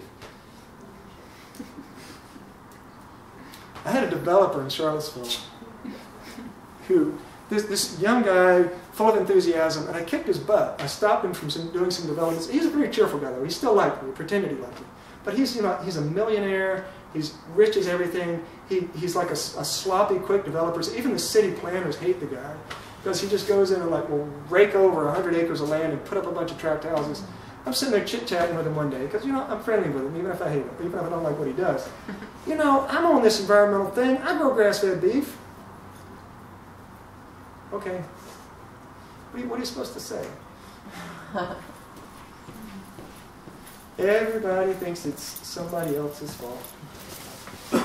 I have a question that I'm always interested to hear, or I always wanted to hear educated answer from someone. And I'm not asking this because I think it's a solution, but with recycling, what do you think is, sometimes I just don't know whether or not I ought to recycle something or not. If it's, even if it's a marginal difference, what is better? Well, I'm sure it depends on what it is that you're recycling. It does. First of all, in the ideal world, we would get rid of disposable containers completely. Agreed. Not there yet. In the meantime, there is a big difference. And, I'll just tell you what I know. The best recycling is aluminum and copper. Aluminum is great. The recyclers love it. High value, huge energy savings, good stuff. The middle level stuff is like paper. Glass. Good. Glass is not as good. Here's the thing. With paper, it's good to recycle it because it saves a little bit, but it also keeps it out of the landfill where it generates methane. So paper's probably a good thing. Glass, kind of neutral. I don't know if it does any good or harm. I don't know if you noticed, one of these streets, I'm walking down downtown Baltimore last night, and the street is lit up. It's glass. Yeah. They grind it up and put it into the concrete, which is whatever, no gain, no harm, I guess. The only one that's really stupid is plastic. The problem with plastic is to drive a diesel truck around full of plastic bottles is basically driving an empty diesel truck. There's so little substance in the plastic, number one. Number two, there's a whole bunch of different plastics. Plastic is not actually recyclable. I had a really stunning experience back in the 1990s. There was a huge movement to force bottling companies to do returnable bottles. Well, the plastic industry went nuts. They're like, holy cow, this will put us out of business. How did they beat it? I'm looking at this journal. I'm just cruising around UVA Library, which is a huge library. And I find this journal on the shelf, Bottling Industry Journal. It's an in-house journal. It's pro-recycling front to back. It's okay, folks. We got to wake up. Our industry is threatened. They're going to try to shove returnables down our throat. The way we beat it is with plastics recycling. Plastics recycling is a dead loss across the board. You generate more pollution refining the diesel fuel to run the trucks, to haul that plastic around, than you would if you just buried the stuff. But all these environmental groups want people to feel good. The bottling industry wants to keep throwing away disposable bottles, so you get this marriage of left and right, if you want to call it that, of sinister interests, and now we recycle plastics. The best thing you can do with plastic is don't buy disposable, but if you already bought it, you already have it, throw it in the trash. Let it go to the landfill, best place for it. So, that's my take on recycling. And those stupid aseptic containers, the ones like the little things you don't have to refrigerate, they're in the trash. Those never have been recyclable. Wait, what? Aseptic, they're called. Soy milk, sometimes soup and stuff is sold real in. milk in them now. Yes. Well, I don't know about real, but Well, dairy product. packaging, trash, bury them, Okay, what, or don't buy them. can you tell me more about the methane in the landfills? Is that with paper? Is that with and can you also talk about organic materials in general? In landfills, or? Isn't that what you were saying? Yes, anything put in a landfill tends to generate methane. Any carbon? I mean, any anything? cellulosic material. Okay. Anything biodegradable. I mean, methane is generated by anaerobic bacteria. What happens at the bottom of a landfill, in particular, is the oxygen over time gets depleted. A colony of anaerobic bacteria sets itself up. The older landfills, they're back in the. There was a graph that was at the end of the slideshow that we can show. The methane levels in the atmosphere started growing really quickly, like 30, 40 years ago. And even ordinary scientists were like, wow, that's a problem. So what they did was they put these methane burner units on small landfills. The big landfills, they're actually capturing the gas and using it to generate electricity. If you go on Pepco, which I'll have up here, and you buy the green power, you're buying methane sucked off of landfills run through a jet engine to turn an electrical program. Well, this is good or bad, but yeah, anything cellulosic thrown in the landfill tends to turn into methane. So landfills, I mean, they shouldn't exist, but if they do exist, they sure as hell shouldn't have paper and leaves and straw and orange peels and banana peels and all that stuff in them. It all turns to methane. Now they're trying to capture the methane, but methane is very slippery stuff. It's very gaseous. I mean, it goes everywhere. So, what they did starting 30, 40 years ago was they started capping the landfills and either burning the gas, just flaring it to make it, because then you at least convert it into carbon, which is better, or turning electrical turbines with it if they have enough. And they also did a lot of work to control the natural gas levels. But you talk to people about the fracking issue, and they will tell you that fracked gas has a higher carbon footprint than coal. Why? Because when they frack those wells, they leak a huge amount of gas. And they have no way to control it. Because they have to inject millions of gallons of stuff down into that well, which blasts the rock apart, just fractures it, creates all these tiny little fractures. All that stuff has to come back out, and while all that stuff's coming back out, a bunch of methane comes out. There's a really cool film, actually, Gaslands, about, if you want to know about the fracking stuff. And it was, I mean, I knew some about the issue, but even I was stunned. Out in Wyoming, where they've been doing the fracking for years, they showed farmer after farmer who would go out and just throw a match down on the ground and go, whoosh. You could build a little paper cone about as big as the top of this barrel, just like a piece of cardboard or whatever that came up, set a match at the top of it, and it goes, whoosh. Methane coming right up out of the ground. What was that movie called? Gaslands. Gaslands? Yeah, it's made, basically this son of a hippie, this young guy, who inherited this piece of property up in the Adirondacks or somewhere. Beautiful spot. Well, the gas company shows up one day and says, we want to lease your property, give you a bunch of money. He's like, okay, maybe. But he was, he just had a little camera and just got really involved in this issue and traveled all over the country picking up all this crazy stuff about all the crazy stuff the gas companies have been doing. It's a really eye-opening film. But there you have it. Shit tons of methane just going right up into the atmosphere. I have a friend who just started working as a water supplier for fracking companies. He should learn how to plant bombs in their wells or something. Yeah, come on. Yeah. Another question. What you're trying to do at the Living Energy Farm, is that what it's called? With the trees, are you trying to do something similar to a forest garden, or is it a bit different? Yeah, sort of. I mean, the only thing you have to be a little bit wary of is that we have this huge technology that's going to save us trip going on, and that bleeds over into agriculture as well. So forest gardens, permaculture, there's these, what do they call them? I forget, something lines where you can buy this $40,000 chisel plow from Australia and plow your land in a certain way that will magically make the water go uphill. There's terra petra, the black dirt, biochar. All of those things have their place, but none of them are miracles. There's no miracle, okay? I mean, forest garden, sure, you can call it that if you want to. I'm going to call it a nut orchard, I mean, and I'm going to whack the squirrels, okay? It comes with growing nuts. You got to kill squirrels. But have you read like Fukuoka or anything like One Straw Revolution? Yes. There again, it works, but it's not a miracle. Okay, it's not a It works miracle. for him over there in Japan. Well, but people take these things that can be really cool and they make them like the biochar thing. You know, that's another one that some people are like, this is going to completely revolutionize the world. I mean, hemp. Some people say that hemp could solve all of our food and energy problems. No. Just take it for what it is. It's a useful thing. It's helpful. Food forests are great. I don't call them food forests because people have this idea that you can grow a shit ton of food up there and a shit ton of food here and a shit ton of food here and a shit ton of food there. No. You get one layer. You grow food up there or down here. You can do either one. You can't do both. Or you can grow a lot of food up there and a little bit down there. So as long as you don't make it into a miracle, I'm fine with it. But yeah, I would. My hope is in 10 years from now to be eating most of my food off of trees. I don't know if that'll work or not. We'll see. Um, Can we do that Yeah, I one? had a variety of different comments.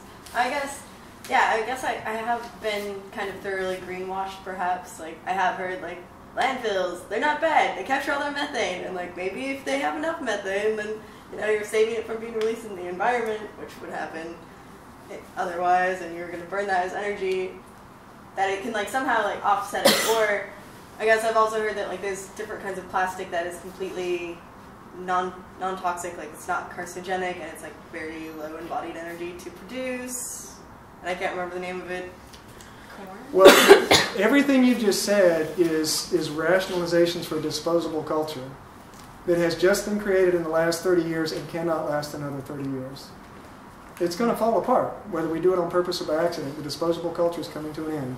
Can you repeat the statistic about the plastic particles outnumbering what Zooplankton area? in the ocean. Pacific Well, Ocean. the Central Pacific. That doesn't mean every drop of water everywhere in every ocean. That's true. But in the Central Pacific, there's the Pacific Gyre. The whole Pacific Ocean moves in a big whirlwind, which means that stuff floats to the middle. And when you get out in the Central Pacific, there's more particulate plastic than zooplankton. The really scary, crazy thing about that is what that means. You talk about food supply, is that the zooplankton are eating particulate plastic. Lots of it. Huge amounts of it. They are being eaten by fish. Bigger fish, bigger fish. We know how food chains work.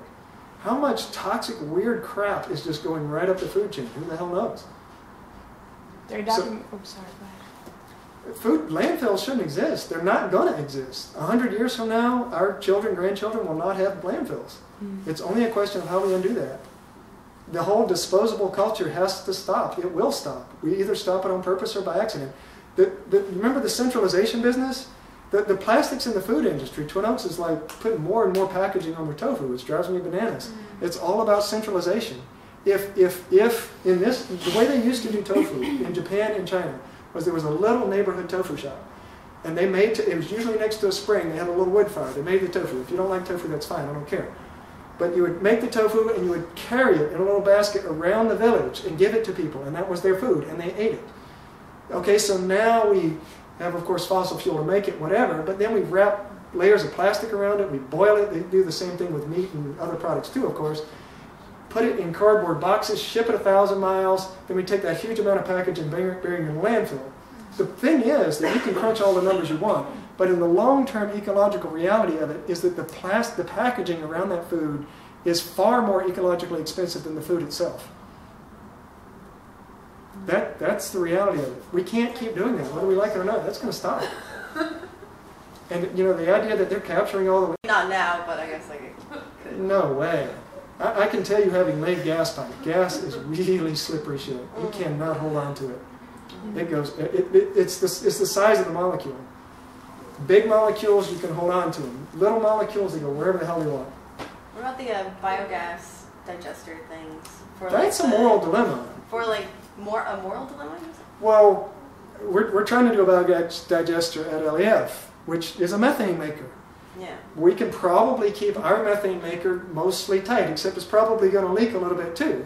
So we're back to that question of, you know, do I eat meat? Do 7 billion people eat meat? Do I have a biogas digester? Do 7 billion people have a biogas digester? Or probably, you know, 1 for every 5 or 10 people, whatever. I don't have an answer to that one. And nobody's touched it in the biogas world. So biogas, I don't know how to answer that question. I mean, we are going to put in a biogas digester, and I think we're going to look at it and see what it looks like. And it may be that we abandon the thing because we decide it's not appropriate. I don't know. Have you tried steam engine cars?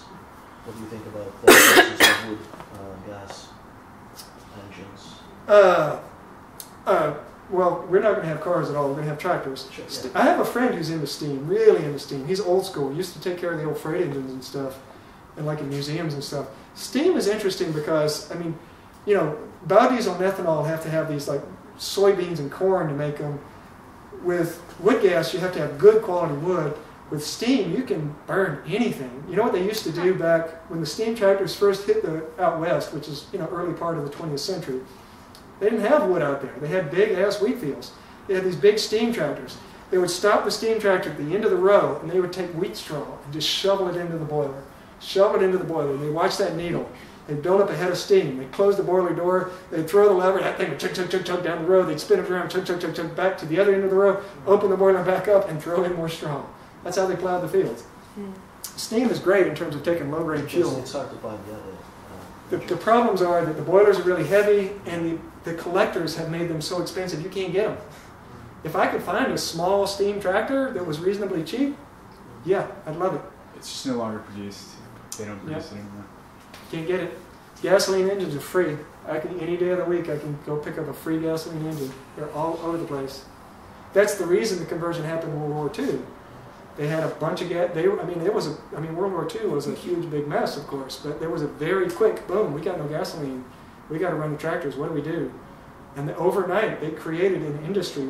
They had industrial scale production of the gasifiers and industrial scale production of the wood pellets. There's really cool films that were made, or interesting at least, from World War II showing just the factories where they're like rolling out the gasifier units, rolling the steel, riveting, punching, you know, just industrial scale production of the gasifier units. And then they show like milk delivery companies in the cities. You know, you saw that truck with the gasifier on it. Well, imagine a line of milk trucks, each with its own gasifier. Pulling up, people are throwing the milk cans on the truck to drive out to feed the people. That's what they did. Whether or not it's the right thing. I mean, for us, it's just, okay, what's cheap? And it's gasifiers. Steam is like, I wish I could do that. I wish I could find a cheap, small steam tractor. But you know, the crazy thing, the other problem with steam is just so fucking big. Like a 30 horse. The Amish don't have them. Oh, no. If you look at like a 20 or 30 horsepower steam tractor, they're as big as a freight engine. You're talking about something that weighs literally 10 tons. Pretty scary to work with. How do you like find out about all the alternative technologies and stuff? You just know about them? That's kind of a thing that we're having issues with. Like, how do you try to build something that no one knows how to do? You know what I mean? Like, resource-wise and knowledge-wise. Well, we've struggled with that. I mean, I have a lot of technical skill from just all the stuff I've done, which gives me a bit of a leg up, but we've struggled with it even. Because like even with solar stuff, you know, you think you can just go out and buy PV panels and a pump. Because the whole, the market gets so skewed. The whole PV market right now is skewed towards grid tie stuff. So if you want to just pump water, it's like really complicated. You know, there's not an answer to that question. It's fussing around on the internet. I mean, you know, you can get my email if you have questions. I can try to answer them to whatever extent I'm able. But yeah, it's not easy. Yeah, I've actually seen a show, a DIY show on some Discovery Channel, and they build a truck. They basically put a steam engine on a truck, a small little 2-cylinder engine with a boiler the size of a barrel. Probably really low power. What's that? 30 miles an hour, yeah, they took it with like 4 really? people. Yeah. Huh. On the show, the British show, Scrapheap Challenge, they had like one of those.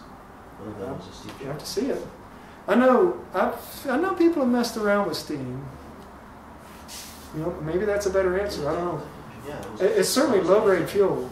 Well, I can promise you it's not too small, 30 miles an hour. That don't quite add up, but you know, whatever. No, steam could be better than wood gas, just because you can't use such crummy fuel. Did you end up getting a wood gas tractor or wood pellet tractor? Well, what happens with people who move into wood gas is it's the simplest design that's easy to get your hands on is something called the FEMA design. It was designed, created by FEMA, a federal agency, back in the 80s, I think, in response to the oil crunches that happened in the 70s. It's a really simple, easy design. And I did the same thing a whole lot of other people did, which is I built it, and as soon as I built it and started running it, I realized it was dirty as heck. There was no way to get clean gas out of it. So then you could do some more research. It was like, oh yeah, a lot of people build those FEMA things and they suck. So what we did was we spent $3,500 and went back and bought a bunch more equipment to build a clean gasifier. That was what I was working on the day before I came up here. So we've got a bunch of plate stainless and kind of a pre-made unit. You're just kind of putting it together right now, and that'll run a single tractor unit. Yep. Which, we paid $400 for a tractor, and we're going to strap a $3,500 gasifier on the front of it. But my hope is that once we get that gasifier running, it's interesting. You talk about low-budget ways to do it. There's two different versions of wood gas. There's clean wood gas and dirty wood gas. Clean wood gas is you build this really sophisticated gasifier that the gas that comes out of it is clear. You can't, there's no smoke. What they do in the third world, all over Africa, India, China, is they make dirty wood gas. They have basically FEMA-style open-top gasifiers. They have this nasty, sooty, dirty stuff that comes out of the gasifier, but it's flammable, and then they bubble it. You send it into a water tank through pipes with holes drilled in it, so it goes through the water, which takes out all the junk. So then you end up with junky water, but you can pour that out, but then you've got wet wood gas. You've got a mixture of wood gas and steam. You can run that into an engine, but God help your engine. It's going to fuck up the engine over time. But there are generators, sawmills, all kinds of equipment in the third world run on wet wood gas, because it's an easy way to do it. That's fascinating. I had no idea about that. Yeah. Well, you had mentioned getting draft horses, and what can you compare that with having a tractor and the cost? What the tractor is doing for you? What's the advantage of the tractor? Well, in terms of the amount of work that a tractor can do versus, let's just say, a pair of workhorses in a single day is probably 40 or 50 to 1. The tractor can just way outwork the horse by, maybe even 100 to 1. It's huge. The other big advantage of the tractor is I don't have to feed it. If I use it one day out of the year, the other 364 days, it just sits there quietly in the barn and doesn't do much. The big advantage of horses, apart from being pleasant and not generating smoke, or oxen or whatever, is that they regenerate themselves. If civilization does fall apart completely, then the tractor's a dead letter. It's not going to last 2 years before you're going to have something break that you can't fix and you're done. The little picture is easier to answer than the big picture. In the little picture, we could get by with draft animals or horses. If you look at American agriculture back when it was draft animal based, which was anything before about, say, 1910 maybe, about a third of the total agricultural productivity went back into the animals. So roughly, to have an animal-powered farm, at least a third of what you produce is used to feed the animals. So we're back to that 7 billion question. I don't think we can feed 7 billion people with draft animals. That's the reason. I think in the ideal world, we did decentralize fairly quickly. We use wood gas, maybe steam, some other fairly simple technologies to ramp down. And then when we get back down to a more reasonable population, maybe we ditch the machines and go with draft animals. Of course, there's some animal rights people who probably fuss at me about that, but they've never pulled a plow. I don't know. Maybe we could eventually abandon the draft animals too. I don't know. What do you use a tractor for? Plowing those fields. When do you plow? Once a year, or all the time? Or? Oh, that answer is really complex. We do different kinds of. Generally, you try to minimize tillage. There's trade-offs. Modern industrial agriculture is actually doing less tillage. They've substituted herbicides for tillage. No-till, it's called. There's non-herbicide-based no-till, where you have, if you can keep the weed pressure low, in other words, there's not a lot of weed seeds in the soil, and you can establish a really good cover crop over the winter, you can come in the spring and break the cover crop. In other words, you kind of just knock it over, and then plant through that and grow without tillage. But that's tricky. It's hard to do well. So most of what we do is traditional tillage. We flip the soil around, we plant in it, and then we cultivate it. And so there's actually a lot of driving back and forth with the tractor. But we're farming, we made that $15,000 last year on less than 2 acres. So for us, it's a very small area. And certainly to the extent that we can do the no-till thing, we'd love to do it. But, realistically, it's like, well, there's these different things like no-till, growing your food on trees. What realistically is going to happen is it's going to be a piece of each one of those, It's not a mono answer. Right. Yeah. And every season's different, So